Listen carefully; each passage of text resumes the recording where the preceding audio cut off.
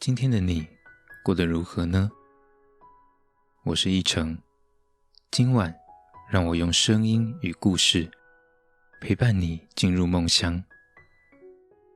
轻轻地闭上眼睛，让我们进入今天的睡前故事。台湾民俗文化体验。民俗文化，简单来说就是所谓的传统文化。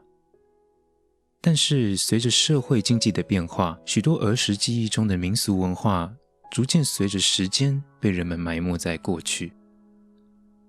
民俗文化不只是由人们的生活、习惯、情感集合而成的记忆，更是先人留给后代的一个宝贵礼物，所以持续传承民俗文化是非常重要的事。